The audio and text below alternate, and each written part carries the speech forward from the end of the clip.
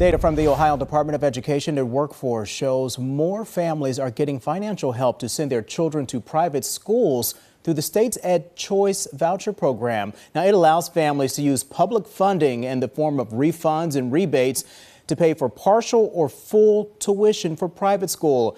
There's new information out that shows hundreds more families qualify for that assistance this year. But critics claim many of those families were never going to send their children to public school to begin with. NBC4's Isabel Cleary shows us why a coalition of school districts is raising a red flag about the program. Isabel? Carrie, Upper Arlington saw a more than 2,000% increase in families using the Ed Choice expansion voucher program this year compared with last. It is one district not on the lawsuit suing the state over the voucher program. However, many who support the lawsuit are trying to change that. Supporters of the lawsuit suing to get rid of the Ed Choice vouchers tell me that the hope is that if Upper Arlington joins the lawsuit, other high-performing districts will join as well. I just feel that a public school district has an obligation to defend public funds flowing to public schools and not to private schools. Others with children who will be or have been in the district came to show their support. In communities like ours, we're clearly seeing that the people that are taking advantage of it were people who already had their kids in private schools. Again, respect that choice, but you can pay for it. Data shows the number of children receiving Ed Choice expansion support in Upper Arlington was 11 in 2023.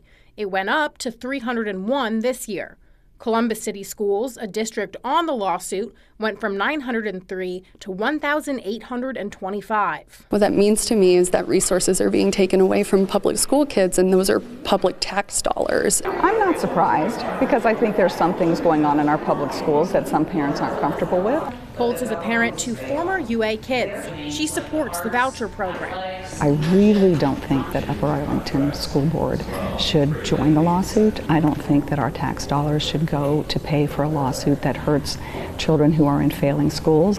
The lawsuit was not on the school board agenda tonight, although many came out to speak for and against it. The district issued a statement saying in part, quote, "Many of our board members have attended meetings or done research on their own to learn as much as they can about this issue. It is my understanding that the board intends to have a discussion at a future meeting, likely in June." The Vouchers Hurt Ohio lawsuit is scheduled to go to trial in November of this year. Carrie. Thanks a lot. And we should mention the Ed Choice voucher program is coming with a hefty price tag.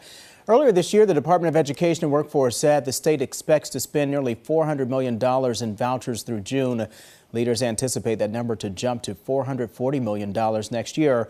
Part of that increase is due to the program's expansion, with families making up to 450% of the federal poverty line qualifying. Last school year, about 67% of Ed Choice vouchers were given to students from families with low incomes. This year, that number shrank to 17%.